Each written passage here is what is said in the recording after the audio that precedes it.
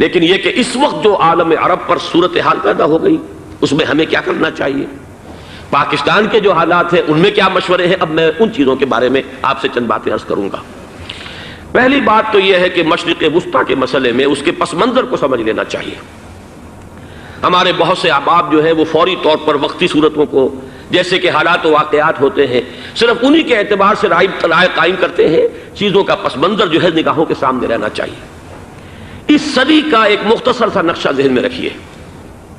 یہ 20ویں صدی کے آغاز کے وقت، جسے ہم پورا کہتے ہیں مڈل ایسٹ، بلکہ صرف مڈل ایسٹ نہیں، پورا شمالی افریقہ سلطنت عثمانیہ کا حصہ تھا، خلافت عثمانیہ۔ لیبیا، الجزائر، مصر، پورا حجاز، یمن، پورا عراق، شام، اور یہ شام ہی کے حصے ہیں در حقیقت، اردن اور لبنان، یہ سب یہ شام عرب، عراق عرب، یہ پورا علاقہ خلافت عثمانیہ یہ اس کا حصہ تھا۔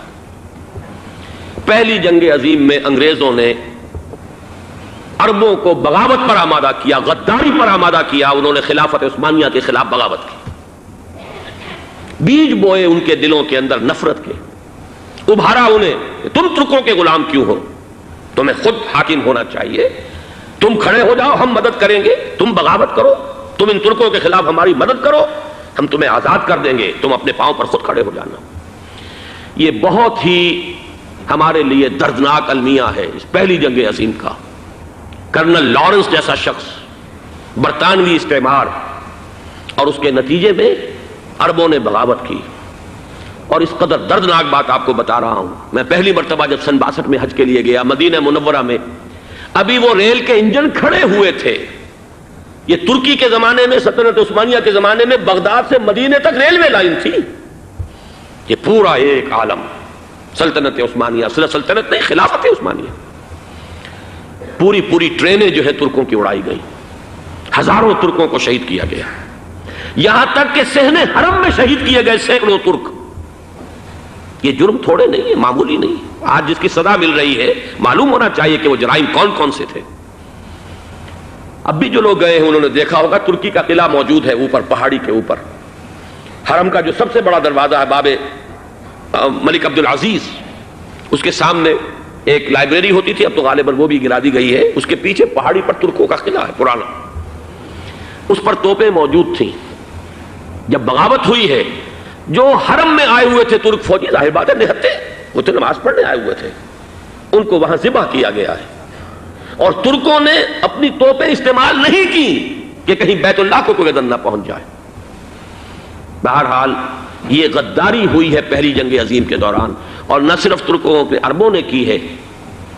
جیسا کہ میں نے کہا تھا، دو ہیں سب سے بڑے مجرم روئے ارضی کے اوپر امت مسلمہ کے طبقات۔ ہمارا پنجابی سپاہی بھی جا کر انگریزوں کی مدد کر کے ایلن بی کو قبضہ جو لے کر دیا بغداد کا، اس میں ہمارے مسلمان پنجابی سپاہی بھی شامل تھے۔ یہ خون چکاں باب ہے ہماری تاریخ کا اس صدی کا۔ لیکن اس کے بعد سلطنت عثمانیہ کے ٹکڑے ہو گئے، چیتھڑے ہو گئے۔ ایک انگریز نے لکھا ہے، یہ جملہ ذہن میں بجھا ہوا جملہ، کہ تاریخ میں یہ بات ثبت ہو جائے گی کہ ایک انگریز نے اس سلطنت کے ٹکڑے کر دیے کہ جو عمر فاروق نے قائم کی تھی رضی اللہ تعالیٰ عنہ۔ یہ پورا عالم، یہ تمام علاقہ کس نے فتح کیا تھا؟ یہ بات ہاتھ بدل گئے تھے، پھر ترک آ گئے، خلافت عثمانیوں کے پاس چلی گئی، لیکن یہ سلطنت تو حضرت عمر رضی اللہ تعالیٰ عنہ کے زمانے سے چلی آ رہی تھی۔ اس کو ایک انگریز کرنل نے، اور اس نے بغاوت میں آمادہ کر کے عربوں کو اور ترکوں کے پیٹھ میں چھرا ڈھپوا کر ان کے ذریعے سے اور ٹکڑے کر دیے۔ لیکن جب جنگ ختم ہوئی، اب انہوں نے کہا کہ اب ہمیں آزادی دیجیے، تو اب انہیں معلوم ہوا کہ غداروں کو دنیا میں کیا ملتا ہے، ٹکڑے کر دیے گئے۔ یہ حصہ عراق یہ انگریز کے پاس رہے گا، شام کا یہ علاقہ یہ فرانسیسیوں کے پاس رہے گا، مصر پر انگریزوں کا تسلط رہے گا، لیبیا اطالویوں کے پاس رہے گا، لے دے کر یہ جو علاقہ تھا حجاز، چونکہ وہاں کچھ تھا ہی نہیں، بوادن غیر ذی زرع، یہ عربوں کے پاس چھوڑ دیا گیا۔ اس وقت جو بادشاہ ہیں شاہ حسین اردن کے، ان کے دادا سب سے بڑے غدار وہی تھے، لہذا ان کو اس علاقے کی بادشاہت دے دی گئی۔ اس کے بعد نجد سے ایک تحریک اٹھی ہے، وہ سعودی جو خاندان ہے وہ نجد سے اٹھا ہے۔ نجد میں اس وقت کچھ بھی نہیں تھا، وہ تو صرف ریت کے تودے تھے اور کچھ بھی نہیں، لہذا ادھر کسی استعماری قوت کو دیکھنے کی ضرورت ہی نہیں تھی۔ وہ تو بعد میں تیل برآمد ہوا اور اس کی حیثیت ہو گئی، اور یہ امارات کا علاقہ جو ہے اس کی دنیا میں اب گویا کہ یوں سمجھیے کہ جو سب سے زیادہ اہم علاقے ہو سکتے ہیں روئے ارضی کے نقشے پر، ان میں سے ایک وہ ہو گیا، لیکن یہ اس وقت کی بات میں کر رہا ہوں، کوئی حیثیت نہیں تھی، لہذا اس کو چھوڑ دیا گیا۔ یہ ہے تاریخی پس منظر، یہ لکیریں جو کھینچی گئی ہیں، یہ ایک ملت اسلامیہ کو جو قومیتوں میں تقسیم کیا گیا، پھر نعرے لگوائے گئے المصر للمصریین الشام للشامیین، اب شامی ایک علیحدہ قوم ہو چکے ہیں، مصری ایک علیحدہ قوم ہو چکے ہیں، عراقی ایک علیحدہ قوم ہو چکے ہیں۔ یہ ساری تقسیمیں استعمار کی پیدا کرنا ہے، اس کا کوئی تعلق اسلام کے ساتھ نہیں۔ اب ضرورت تو اس بات کی تھی کہ استعمار کے پنجے جب یہاں سے کچھ ہٹے، دوسری جنگ عظیم کے بعد ایک دور آیا، امریکہ ابھرا ہے دنیا کی عالمی سطح پر سیاست میں، اس کے ہاں کچھ آزادی کے تصورات تھے، اس نے بھی سپورٹ کیا۔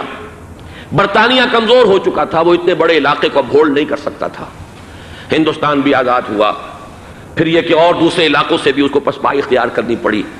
استعمار کے پنجے جس طرح بھی ہوئے، ان کے سینوں سے، عربوں کے سینوں سے جو ہے گویا کہ وہ ہٹے، لیکن امریکہ نے ایک اپنی بہت بڑی حکمت عملی جو اختیار کی، عالم عرب کے سینے میں اسرائیل کا خنجر پیوست کر دیا، تاکہ یہ کبھی آزاد نہ ہو جائیں، ہمارے انگوٹھے تلے رہے، ہماری پالیسی گورن کرے۔ یہ استعمار کا دوسری جنگ عظیم کے بعد جہاں برطانوی استعمار، فرانسیسی استعمار رفتہ رفتہ یہ ہٹنے شروع ہوئے، صدر ناصر نے انگریزوں کو اٹھا کر پھینکا میڈیٹرینین میں اور دوسرے جگہوں سے، الجزائر نے آزادی حاصل کی فرانس سے، اطالویوں سے جو ہے لیبیا والوں نے آزادی حاصل کی، یہ ہو گیا، لیکن ایک خنجر پیوست کر دیا گیا اسرائیل کا سینہ عرب میں۔ اس صورتحال میں ظاہر بات ہے کہ ایک تو بڑی آئیڈیل پوزیشن تھی کہ پورا عالم اسلام متحد ہو، لیکن وہ تو بہت دور کا خواب معلوم ہوتا ہے۔ علامہ اقبال سے بڑا کوئی نقیب نہیں ہے ملت اسلامی کی وحدت کا، ایک ہو مسلم حرم کی پاسبانی کے لیے نیل کے ساحل سے لے کر تابخا کے کاشغر، لیکن انہیں بھی اپنے لیکچرز میں کہنا پڑا کہ اس وقت جو صورتحال ہے پورے عالم اسلام کی ایک وحدت بن جانا تو تقریباً ناممکن نظر آ رہا ہے، اگر کسی طرح ایک common wealth of Muslim nations وجود میں آ جائے تو بھی بڑی کامیابی ہوگی، لیکن اس سے بھی پہلے یہ تو زیادہ آسان تھا کہ عالم عرب ایک وحدت کی شکل اختیار کر لے۔ یہ تو ایک قوم ہے، اکثر و بیشتر ایک نسل یا زیادہ دو نسلیں کہتی تھے، شمالی افریقہ میں بربر نسل بھی ہے، باقی تو سب عرب ہے، یہ پورا عالم ایک نسل، ایک زبان، پورے اتنے رقبے کے اوپر بولے جانے والی ایک زبان، یہ تو ایک ہو جائے۔ افسوس یہ ہے کہ اس کا ایک ہو جانا، ایک شخصیت ابھری تھی جو مذہبی مزاج کی شخصیت تھی، جو دینی مزاج کی حامل شخصیت تھی، اگر اس کی قیادت میں عالم عرب متحد ہو جاتا تو واقعتاً ایک بہت بڑا جو ہے مرحلہ وہ طے ہو جاتا پوری عالمی ملت اسلامیہ کی ایک وحدت اختیار کرنے کا۔ وہ شخصیت تھی شاہ فیصل شہید کی، اور اس لفظ کے ساتھ ہی آپ کے ذہن میں آ گیا ہوگا کیوں انہیں شہید کر دیا گیا، کس نے کیا کرایا،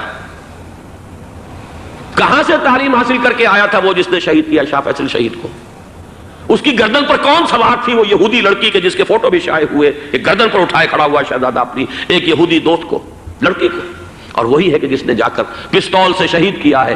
جان اچھی طرح جان لیجئے، جیسے بارہا میں نے عرض کیا ہے کہ حضرت عمر کو شہید کرنے والا کہنے کو ابو لولو فیروز تھا، لیکن اس کے پیچھے پورا ایرانی نسل پرستی کا جو پورا پس منظر ہے، اسے تو ہر شخص جس کی ذرا بھی نگاہ جو ہے جو صرف منظر کو نہ دیکھ رہی ہو، پس منظر کو بھی دیکھنے والی ہو، وہ تو جان لے گی کہ ابو لولو فیروز ایک فرد کا نام نہیں تھا، وہ ایران کا انتقام تھا عالم عرب سے۔ بالکل اسی طریقے سے یہ امریکی استعمار کا ہتھ کنڈا تھا، اسے محسوس ہوا۔ شاہ فیصل مذہبی مزاج کا شخص یہ ابھر رہا ہے، اور یہ شاہ فیصل کی حکمت عملی کا ذرا آپ اندازہ کیجئے۔ لاہور میں سمٹ کانفرنس ہوئی، اس میں وہ آئے، سب سے ٹاورنگ پرسنالٹی پورے اس وقت عالم اسلام کے اندر شاہ فیصل کی تھی، اور وہ گویا کہ ایک بہت ہی جس کو کہا جائے کہ ایک بہت ایلڈرلی، ایک بزرگانہ ایک شخصیت جو ہے، اور انہوں نے اپنے دولت کے دروازے، عرب میں وہ مشہور تھے کہ نہایت خسیس اور بخیل انسان ہے، اس لیے کہ وہاں وہ خرچ کرتے تھے حساب کتاب کے ساتھ، لیکن ان کے خزانے کھلے ہوئے تھے عالم اسلام کے لیے، ادھر بھی مدد ہے، ادھر بھی مدد ہے، ادھر بھی کام ہو رہا ہے، ادھر بھی کام ہو رہا ہے۔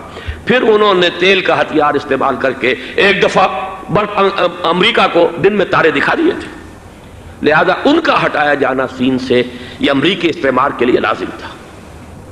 اب لے دے کر رہ گئے کون؟ سیکولر مزاج کے لوگ۔ پہلی اٹیمپٹ جمال عبد الناصر نے کی، ناکام ہو گیا۔ قذافی صاحب نے کوشش کی کہ وہ ان کی جانشینی حاصل کر لے، ناکام ہو گیا۔ اب ایک تیسری شخصیت صدام حسین کی، ملحد ہے، اسلام سے کوئی سروکار نہیں، باس کا فلسفہ، سیکولرزم پلس عرب نیشنلزم، یہ اصول ہے۔ لیکن یہ ہے کہ یہ شخصیت ابو بکر ایسی آئی ہے کہ اس سے اس وقت یہ جان لیجئے، میں امریکہ میں بھی عربوں سے مل کر آیا ہوں، سعودی عرب میں بھی اب میں وہ دیکھ آیا ہوں، نوجوان نسل جو ہے عربوں کی، پورا جو دوسرے عرب ممالک ہیں جہاں پر کہ مذہب کا اتنا چرچا ہی نہیں ہے، پورا فلسطینی عرب، جارڈن کے عرب، شامی عرب عوام، وہ سب کے سب صدام کے پیچھے ہیں اس وقت، اس لیے کہ انہیں نظر آ رہا ہے کہ ایک شخص پھر ایسا پیدا ہو کر سامنے آ گیا ہے جو شاید عالم عرب کو پھر یونائٹ کر دے۔ اور یہ ہے اصل وہ شے کہ جو امریکہ کے لیے کسی صورت میں قابل قبول نہیں۔ دولت کے یہ ذخائر، خلیج کی یہ دولت، سیال سونا اور اس کے ذخیرے، اور یہ کسی طریقے سے یہ امریکہ کے زیر اثر نہ رہے، یہ ہے وہ شے جو اسے برداشت نہیں ہے۔ وہ کوئی عربوں کی محبت میں نہیں آیا 2.5 لاکھ فوج لے کر، وہ کوئی شاہی عرب جو خاندان ہے سعودی، اس سے اس کی کوئی دلچسپی نہیں ہے، کوئی پتہ نہیں کہ وہ خود ان کو ہٹا دیں اور وہاں پر کوئی جمہوری ڈھانچہ جو ہے وہاں پہ کھڑا کروا دے خود امریکہ۔ اس لیے کہ سعودی عرب میں دیکھ آیا ہوں، حالات اگرچہ ظاہر بات ہے کہ زیادہ گہرائی میں تو وہاں جانے کا موقع ہی نہیں ہوتا، بہت ہی مستبد حکومت ہے، لیکن صاف نظر آ رہا ہے کہ اس وقت دونوں طبقے نوجوانوں کے جو ہے وہ شاہی خاندان کے شدید خلاف ہو چکے ہیں۔ جو وہاں پر جدید مثقف طبقہ ہے، جدید تعلیم یافتہ، جو باہر پڑھ کر آیا ہے امریکہ میں اور کہیں اور وہ کثیر تعداد میں، اب وہ صاف سوال کر رہے ہیں کہ یہ بلینز اور بلینز آف ڈالرز کے جو ہمارا خرچہ آتا تھا، ہمارے ہتھیاروں کے آرڈر جاتے تھے، وہ کہاں گئے؟ کل 65,000 فوج، اور عرب کے پاس، سعودی عرب کے پاس اتنے ٹینک بھی نہیں ہیں جتنے کہ یمن جیسے غریب ملک کے پاس ہے، تو ہمارا روپیہ یہ گیا کہاں؟ یہ ایک سوال ہے جو ہر شخص کے ذہن کے سامنے ہے۔ اب ہمیں اپنے معاملات کو خود سنبھالنا ہوگا۔ اسی طریقے سے جو مذہبی طبقہ ہے، اور وہاں ہے بڑی تعداد میں مذہبی طبقہ نوجوان جن میں بڑا جذبہ ہے، اور ان کا وہ جوش جہاد انہیں جہاد افغانستان تک لے کر آیا ہے۔ سینکڑوں عرب نوجوان یہاں جو ہے شہید ہوئے، اپنے ملک میں تو انہیں بولنے کی بھی کوئی امکان نہیں ہے، لیکن یہاں وہ جذبہ جو اندر اندر پروان چڑھ رہا ہے، وہ جذبہ انہیں لایا ہے، اور افغانستان کی سنگلاخ وادیوں کے اندر انہوں نے جام شہادت نوش کیا ہے۔ وہ طبقہ بھی شدید اب مخالف ہو چکا ہے کہ انہوں نے امریکیوں کو بلا کر، ان میں یہودی بھی ہیں، عیسائی تو ہے ہی ہے، یہودی ہیں، یہودی عورتیں ہیں، جو کچھ اب وہاں بے حیائی اور بے پردگی کے مناظر نظر آ رہے ہیں۔ یہ سرزمین عرب، میں نے امریکہ میں تقریر سنی ہے، اسنا کے جو فائنل ان کا ایک سیشن تھا، اسلامک سوسائٹی آف نارتھ امریکہ، جس میں میں مدعو کیا گیا تھا، اسی لیے میں نے یہ سفر کیا تھا۔ ایک نوجوان نے جو تقریر وہاں پر کی ہے، واقعہ یہ ہے کہ میں حیران رہ گیا اس کی جرأت کا۔ اس نے کہا کہ حضور نے فرمایا تھا کہ جزیرہ نما عرب میں 2 دین جمع نہیں ہو سکتے، اور آج شاہی خاندان کی صرف اپنی حکومت کو بچانے کے لیے امریکیوں کو اتنی بڑی تعداد میں بلا لیا گیا ہے، جن میں موبائل چرچ بھی ہیں، موبائل سینیگوگز ہیں، یہودی مرد اور عورتیں جو ہے دندناتے پھر رہے ہیں آج عرب کی سرزمین پر۔ لہذا جو مذہبی طبقہ ہے وہ اس پر شدید رد عمل جو ہے اس کے اندر پایا جاتا ہے۔ یہ حالات ہیں جو میں آپ کے سامنے چاہتا تھا کہ رکھ دوں۔ یہ وہ شامت اعمال ہے۔ ایک طرف یہ کہ وہ شخصیت جو ہے صدام حسین کی، وہ کوئی پسندیدہ شخصیت نہیں، لیکن یہ کہ اس شخصیت کو تقویت دینے والے بھی تو یہی لوگ تھے۔ انہیں خطرہ تھا ایران کے انقلاب سے کہ کہیں اسی قسم کا کوئی انقلاب ہمارے ہاں نہ آ جائے، لہذا انقلاب ایران کو ایکسپورٹ نہ ہونے دے، اس لیے انہوں نے اسی صدام حسین کو بلینز اور بلینز آف ڈالرز کی مدد دی۔ آج وہی ہے، عربی کی تو ایک کہاوت بھی ہے، سمن کلبک، یا کو لوگ اپنے کتے کو کھلا پلا کے موٹا کرو، کسی روز تمہیں کو کاٹے گا۔ آج وہ تو انہیں کاٹ رہا، لیکن یہ کہ اس کا جو علاج تجویز ہوا ہے وہ انتہائی خوفناک ہے۔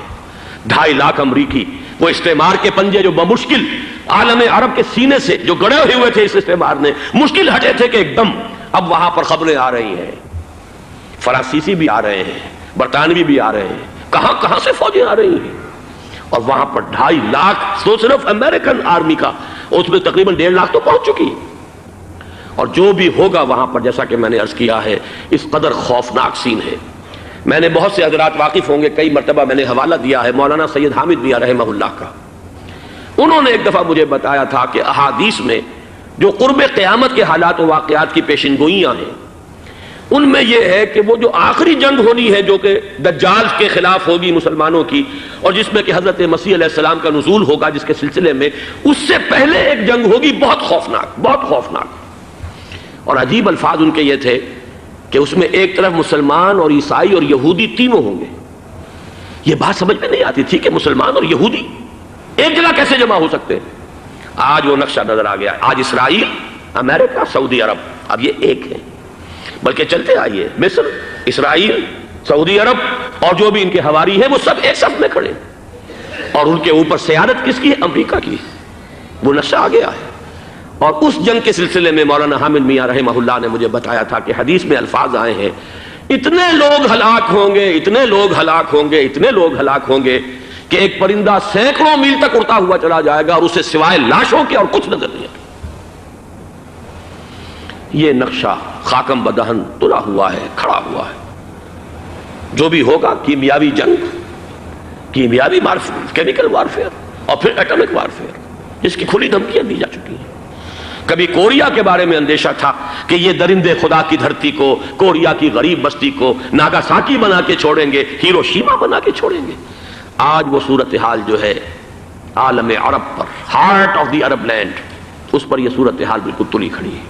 اس میں ہمیں کیا کرنا چاہیے؟ میں نے یہ چاہا کہ پورا پس منظر آپ کے سامنے ہو، صرف وقتی سا کوئی ایک نعرہ، وقتی سی کوئی ایک خبر، اس کے حوالے سے ایک جذبات کا معاملہ، پورا ایک پس منظر سامنے رکھیے۔ اب وہ آپ کو شاید میری باتیں جو ہیں وہ سمجھ میں آ جائیں۔ نمبر ایک، ہمیں کسی صورت اس جنگ میں امریکہ کے گھڑے کی مچھلی نہیں بننا چاہیے۔ امریکہ اسلام کے تحفظ کے لیے نہیں آیا، امریکہ حرمین کی حفاظت کے لیے نہیں آیا، امریکہ اپنے مفادات، عالمی مفادات کے تحفظ کے لیے آیا، اور زیادہ سے زیادہ آپ کہہ سکتے ہیں کہ وہ سعودی شاہی خاندان کی حفاظت کے لیے آیا۔ اور بڑا عمدہ مضمون چھپا تھا پچھلے، بلکہ ابھی تک تو وہ تازہ ہی ہے جب تک نیا نہیں آتا، ندا میں، جس کا عنوان تھا اربوں کا چھرا اور اربوں کا گدا۔ سارے پیسے بھی انہیں سے لے رہے ہیں۔ $12 بلین کا ایک چیک لے کر گیا جیمز بیکر۔ اندازہ تو کیجیے دنیا کہاں سے کہاں پہنچ گئی۔ میں حیرت ہوں کہ دنیا کیا سے کیا ہو جائے گی۔ 2 ماہ قبل اس کا تصور نہیں ہو سکتا تھا۔ اتنی بڑی قوت امریکہ کی، تباہ کن قوت، اور جمع ہو جائے گی عرب کے اندر۔ لیکن یہ کہ وہ کاسٹ بھی اربوں ہی کی ہوگی، انہی کا چھرا، انہی کا گلا۔ ہمیں کرنا یہ چاہیے، اللہ تعالی ہماری حکومت کو، ہمارے سیاستدانوں کو، ہمارے ذمہ دار لوگوں کو ہدایت دے، وہ امریکہ کے گھڑے کی مچھلی نہ بنے۔ اس کے تحفظ کے لیے یا شاہی خاندان کی حفاظت کے لیے بہت کچھ انہوں نے عیش کر لیے، کافی عیش کر لیے۔ باقی یہ کہ اب جو کچھ ہونا ہے وہ ہونا ہے۔ حرمین شریفین کو تو خود عرب کے لوگ کہتے ہیں کہ کوئی خطرہ نہیں ہے۔ سارا جھگڑا تو وہ تیل کی دولت کا ہے۔ وہ تیل کی دولت جو ہے وہ شمال مشرقی کونے کے اندر ہے۔ بلکہ یہ کہ جو رد عمل پیدا ہوا عالم اسلام میں اور سعودی عرب میں، خود اس کے مذہبی نوجوانوں میں امریکی فوجوں کی آمد کے خلاف اس کا جواب دیا گیا رابطہ عالم اسلامی کی طرف سے کہ یہ جو بھی جنگ کا محاذ ہے، جو فوجیں ہیں، یہ حرمین سے تو 1500 کلومیٹر دور ہیں، تو حرمین کو تو کوئی خطرہ نہیں ہے۔ خطرہ ہے امریکہ کے عالمی مفادات کو۔ آج آپ کو معلوم ہے دنیا 2 طبقوں میں بٹی ہوئی ہے، دی رچ اینڈ دی پور۔ یہ جو اقوام ہیں، جو 6-7 قومیں شمار ہوتی ہیں دنیا کی دولت مند قومیں، ان کے لیے خطرہ ہے کہ یہ اگر ہم ان کا جو سب سے بڑا ذریعہ ہے اس کا صنعت کا، یہ تیل، اگر اس کو کچھ ہو گیا تو ان کی سب کی اکانومی جو ہے وہ ایک دم دھڑام سے زمین پر آ جائے گی، وہ بھی برابر ہو کر رہ جائیں گے دنیا کے دوسرے ملکوں کے۔ یہ اس کی حفاظت کے لیے آئے ہیں۔ ہمارے نوجوان کو آج میں سوچتا ہوں کاش کہ ہمیں معلوم ہو، ہمیں وہ تاریخ دہرانی نہیں چاہیے کہ ہم نے پہلی جنگ عظیم میں انگریزوں کے استعمار کے پنجے گڑوانے کے لیے اپنی جانیں دیں۔ پنجاب کا نوجوان، پنجاب کا مسلمان سپاہی بھی جا کر ایلن بی کو قبضہ دلوانے کے اندر اور بغداد پر قبضہ کرانے میں اس کے تعاون کیا، اس کی مدد کی۔ کیا آج بھی وہی تاریخ اپنے آپ کو دہرائے گی؟ آج ہمارا فوجی جائے گا وہاں پر امریکہ کے تحفظ کے لیے، اس کے مفادات کے تحفظ کے لیے۔ پہلی بات یہ کہ یہ ہرگز نہیں ہونا چاہیے۔ ہونا کیا چاہیے؟ پہلی کوشش یہ ہو کہ یہ بین الاسلامی معاملہ بنے، مسلمان امت آئے، امریکی فوجیں جائیں، فرانسیسی جائیں، برطانوی جائیں۔ ہاں اس صورت میں کہتا ہوں پاکستان کا ایک ایک بچہ وہاں جائے اور اپنی جان قربان کر دے، اس لیے کہ یہ قرآن کا حکم ہے۔ وَإِن طَائِفَتَانِ مِنَ الْمُؤْمِنِينَ اقْتَتَلُوا فَأَصْلِحُوا بَيْنَهُمَا فَإِن بَغَتْ إِحْدَاهُمَا عَلَى الْأُخْرَى فَقَاتِلُوا الَّتِي تَبْغِي حَتَّى تَفِيءَ إِلَىٰ أَمْرِ اللَّهِ فَإِن فَاءَتْ فَأَصْلِحُوا بَيْنَهُمَا بِالْعَدْلِ وَأَقْسِطُوا إِنَّ اللَّهَ يُحِبُّ الْمُقْسِطِينَ۔ امت مسلمہ کو حکم دیا گیا ہے اگر مسلمانوں کے 2 گروہ لڑ پڑے تو تم صلح کراؤ، اور اگر ایک فریق زیادتی پر تلا رہے، اڑا رہے، تو اب سب مل کر اس سے جنگ کرو یہاں تک کہ اسے اللہ کے حکم کے آگے جھکا دو۔ پھر اگر وہ اللہ کا حکم مان لے، صلح پر آ جائے، تو پھر عدل و قسط کے ساتھ ان کے درمیان صلح کرا دو۔ یہ ہمیں حکم ہے، مسلمانوں کو حکم ہے۔ لیکن یہ کہ یہ امریکی آ رہے ہیں اور امریکی استعمار اور امریکی مفادات، اور اس کے لیے جو ہے پاکستان کا مسلمان سپاہی بھی جائے، میرے نزدیک کی کسی صورت میں صحیح نہیں۔ مطالبہ بھی ہو رہا ہے، آج ہی غالباً ایک انٹرویو آیا ہے، شاہ حسین کے بھائی جو ہیں حسن بن طلال، انہوں نے بھی یہی کہا ہے کہ اس کو مسلمانوں کو آپس میں اس معاملے کو طے کرنا چاہیے، اس قضیے کو، امریکی فوجوں کو یہاں سے فوراً واپس جانا چاہیے۔ اور یہی بات میں یقیناً تائید کروں گا، تحسین کروں گا، یہی موقف ایران کا ہے۔ ایران عراق کے خلاف جو UN کے سینکشنز ہیں، کہتا ہے ہم اس کی پابندی کریں گے، لیکن امریکہ کو یہاں سے نکلنا چاہیے۔ یہ مسلمانوں کا اپنا معاملہ ہے، وہ آپس میں طے کریں۔ پاکستان کو بھی یہی موقف اختیار کرنا چاہیے پوری قوت کے ساتھ۔ اس میں کوئی بھی اگر کمزوری ہو رہی ہے تو در حقیقت یہ گویا کہ ہم امریکی استعمار کے ہاتھ میں اس کا آلہ کار بن کر، کھلونا بن کر استعمال ہو رہے ہیں، جو کہ ہمیں کسی صورت میں نہیں کرنا چاہیے۔ اگر یہ بھی ناکافی ہو تو دوسرا ایک اور مسئلے کا حل موجود ہے، اس سے براڈر سطح پر، کہ غیر جانبدار ممالک اگر کوئی ہے، ان کو بھی اس قضیے کے اندر شامل کیا جائے۔ ایک تحریک تھی کسی زمانے میں، کافی بڑی تھی، لیکن یہ کہ وہ بھی اگر اس کے اندر شامل ہو جائیں۔ لیکن امریکہ، رشیا، یہ تو ظاہر بات ہے سپر پاورز ہیں، ان کے مفادات ہیں، عالمی اور گلوبل مفادات ہیں، لہذا اول تو یہ ہونا چاہیے کہ بین الاسلامی معاملہ بنا کر، اس صورت میں جیسا کہ میں نے عرض کیا، ہماری پوری فوج بھی جائے اللہ پر توکل کر کے، پاکستان کا محافظ اللہ ہوگا، اگر اللہ کے ایک حکم کے اوپر عمل کرتے ہوئے مسلمان یہاں سے جائیں اور جا کر وہاں پر جو ہے اپنی جانیں دینے کو تیار ہو جائیں۔ لیکن اگر یہ اس میں بھی کافی نہ ہو تو جو بھی غیر جانبدار ممالک ہیں ان کو بھی اس معاملے کے اندر شریک کیا جا سکتا ہے۔ بدرجہ آخر اگر پاکستانی فوج جائے، وہ صرف حرمین شریفین کے گرد و نواح میں ان کو ڈپلوائے کیا جانا چاہیے۔ اگر خدا نہ خواستہ وہاں پر کوئی آنچ آنے کی شکل پیدا ہو جائے تو اس کی، اے ارض پاک تیری حرمت پہ کٹ مرے ہم، اس کے لیے مسلمانوں کو تیار رہنا چاہیے۔ اس لیے کہ بہرحال جہاں تک ارض پاک کی حرمت کا تعلق ہے وہ ہمارے ایمان کا جز ہے۔ باقی برطانوی مفادات، امریکی مفادات، صنعتی ممالک کے مفادات، یا کسی شاہی خاندان کے مفادات، یہ شاہی خاندان یہ تو گرتی ہوئی دیواریں ہیں، جانا ہے آج نہیں تو کل، لیکن یہ کہ اصل معاملہ ہے امت کا، اصل معاملہ ہے امت مسلمہ کا، اصل معاملہ ہے حرمین شریفین کا۔ لہذا ان دونوں چیزوں کو لازماً گڈمڈ نہ کریں۔ آپ حضرات کے علم میں ہے کہ اس سے پہلے ایران کی طرف سے بار بار مطالبہ ہوا کہ حرمین کو بین الاسلامی کنٹرول میں دے دیا جائے اور سعودی عرب کا اس کے اوپر سے جو انتظامی عمل دخل ختم کر دیا جائے۔ میں نے کبھی تائید نہیں کی، اس لیے نہیں کی کہ میرا مشاہدہ ہے، میں گیا ہوں بارہا، سعودی عرب کی حکومت نے چاہے خود بھی بڑے بڑے محل بنائے ہیں لیکن حرمین کی خدمت کے اندر بھی کوئی کمی نہیں کی، اس پر انہوں نے اربوں ڈالر اس پر بھی خرچ کیا ہے، اس کے اوپر انہوں نے اس حج کے انتظامات پر پوری حکومت جو ہے وہ اپنے آپ کو لگائے رکھتی ہے۔ لہذا اس اعتبار سے کوئی کمی کی بات نہیں وہاں پر آئی کہ جس کے لیے ضرورت ہو کہ ان کا عمل دخل وہاں سے ختم کیا جائے، لیکن یہ صورتحال اب جو پیدا ہو گئی ہے یہ بالکل مختلف ہے، اسے اس کے کانٹیکسٹ کے اندر دیکھا جانا چاہیے، اور اسی کے حوالے سے میں نے چند رائے آپ کے سامنے رکھی۔ اب آئیے پاکستان کی طرف، جو ہمارا اصل مسئلہ ہے، اس کے تو ہم سب سے بڑے ذمہ دار ہیں، اس کی بھلائی ہے تو، برائی ہے تو، اس میں خیر آتا ہے تو وہ بھی ہماری کوشش اس کے لیے ضروری ہے، اور کوئی شر پیدا ہوتا ہے تو اس کی ذمہ داری بھی ہم پر آئے گی۔ اس کے ضمن میں چند باتیں عرض کر رہا ہوں۔ شدید ترین خطرہ ہے، جیسا کہ میں عرض کر چکا ہوں، کہ بھارت حملہ کرے گا۔ مجھے تو تقریباً یہ رائٹنگ آن دی وال کے مانند ایک فیصلہ نظر آ رہا ہے، بلکہ آج میں کسی سے کہہ رہا تھا کہ اگر اب نہیں تو پھر کبھی بھارت حملہ نہیں کر سکتا۔ اس کے لیے سچویشن بالکل رائٹ ہے۔ 2 مرتبہ ایکسرسائز کر چکا ہے وہ، خاص ٹارگٹ بنا کر حیدرآباد کو، اور اس کے پیش نظر ہے سندھ میں جو بھی خلفشار ہے اسے اس کے علم میں ہے، جو بھی تصادم ہے۔ اب بھی اگرچہ اس وقت کی جو ہماری اندرونی سیاست ہے یہ اس کا کرشمہ سامنے آیا ہے کہ جی ایم سید صاحب کو ایگزونریٹ کیا جا رہا ہے، ان کو اب محب وطن کا خطاب دوبارہ دیا جا رہا ہے۔ وہ شخص کہ جس نے اسلام کے خلاف انتہائی زہریلی باتیں کی ہیں، وہ شخص جس کی کتاب اب پاکستان ٹوٹ جانا چاہیے، وہ لاکھوں کی تعداد میں ہندوستان سے چھپ کر آئی ہے، یہاں تقسیم ہوئی ہے، آج اسے سند دی جا رہی ہے۔ یہ ہے ہماری اندرونی سیاست کے کرشمے، میں اس پر تفصیل سے نہیں جانا چاہتا، لیکن اس شخص کی دیکھیے، وہ جو علامہ اقبال کا شعر ہے کہ بت کرے میں برہمن کی پختہ زناری بھی دیکھ، دیکھ کعبے میں شکست رشتہ تسبیح شیخ اور بت قدے میں برہمن کی پختہ زناری بھی دیکھ کہ نظر یہ آ رہا ہے کہ اس نے رہا ہوتے پہلا بیان یہ دیا ہے کہ ہماری پہلی ترجیح یہ ہے کہ پاکستان ٹوٹ جائے اور ہندوستان کے ساتھ ہم ایک انڈیپینڈنٹ اسٹیٹ کی حیثیت سے کنفیڈریشن قائم کریں، سندھو دیش confederation with India independent of Pakistan. پھر دوسری ترجیح بھی ہے، تیسری آخری ترجیح یہ ہے کہ پاکستان کو 5 ریاستوں میں تقسیم کر دیا جائے اور ایک لوز کانفیڈریشن ہو، بس اس کے سوا کچھ نہیں۔ 5ویں بھی وہ اردو والوں کے لیے نہیں، مہاجرین کے لیے نہیں، ان کے لیے تو ان کے پاس کچھ نہیں ہے۔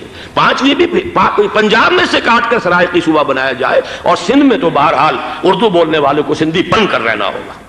یہ اس شخص کا رہائی کے بعد بھی بیان ہے جسے آپ سند دے رہے ہیں کہ وہ محب وطن ہے اور وہ غدار نہیں ہے، وہ پاکستان کا مخالف نہیں ہے۔ بہرحال یہ حالات جو ہیں انتہائی خوفناک ہیں ہمارے۔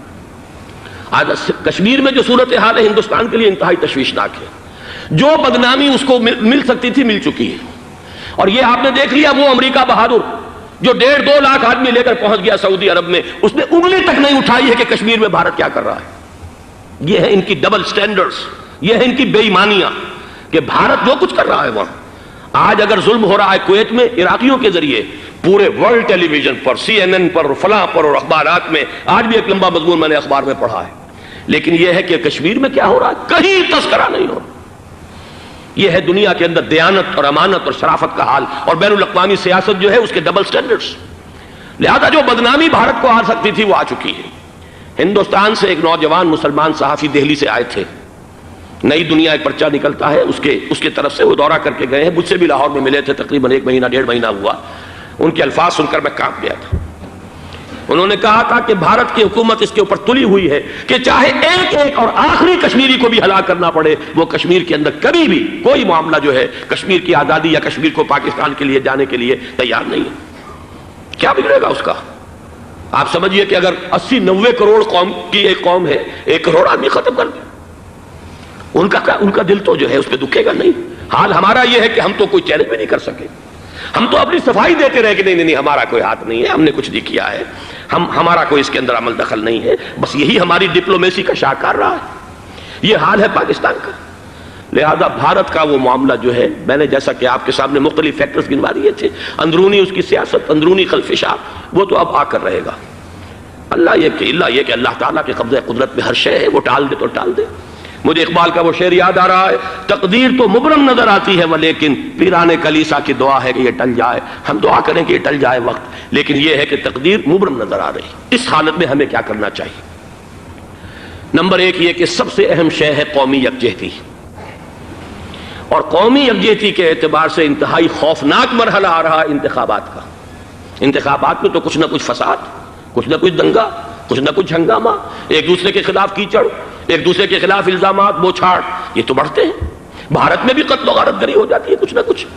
لہذا یہاں پر بھی پیر پگاڑا صاحب جو ہمیشہ سے کہتے چلے آ رہے ہیں فیملی پلاننگ، آج پھر ان کا جملہ آ گیا ہے کہ شاید اس انتخابات میں فیملی پلاننگ کے ذریعے سے کوئی بہت بڑا کام ہو جائے۔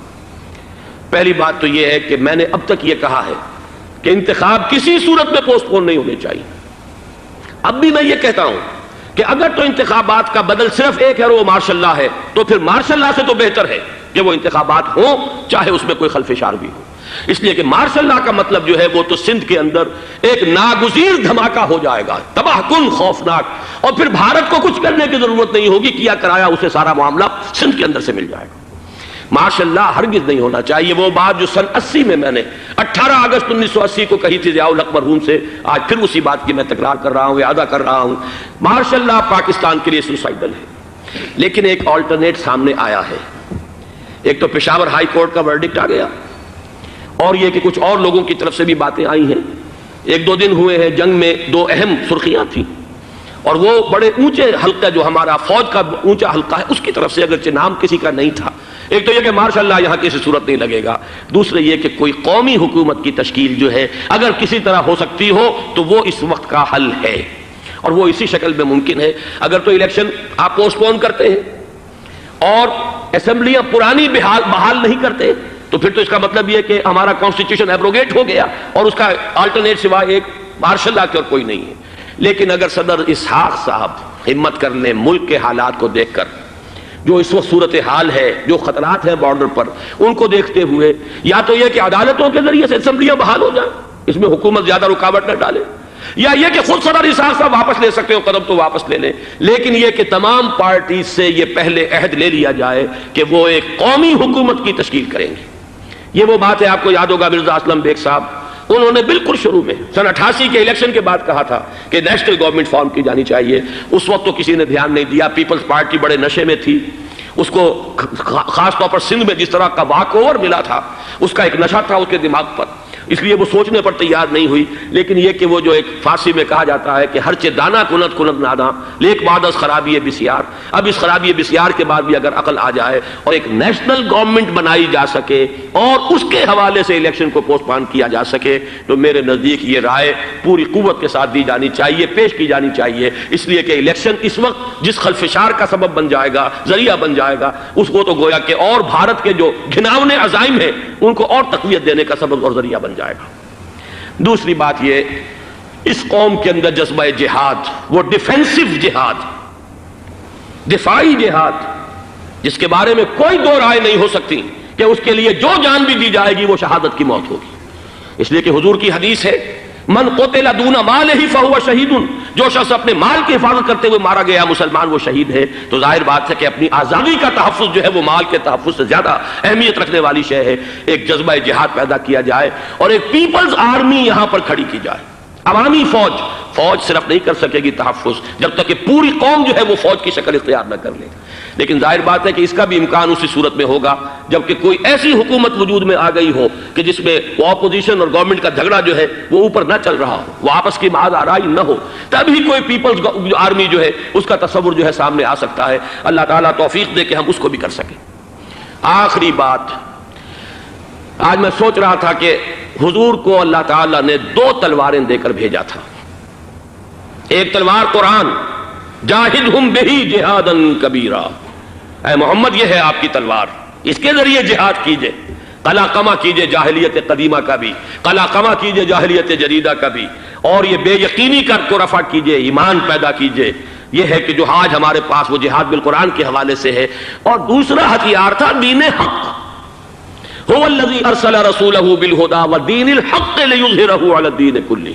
وہ نظام عدل اجتماعی، وہ جو واقعہ یہ ہے کہ اگر اس کا نمونہ دنیا کو دکھا دیا جائے تو پوری دنیا اسے قبول کرے گی، اس لیے کہ دنیا تو پیاسی ہے، دنیا مختلف نظاموں کو ٹرائی کر کے تھک چکی ہے۔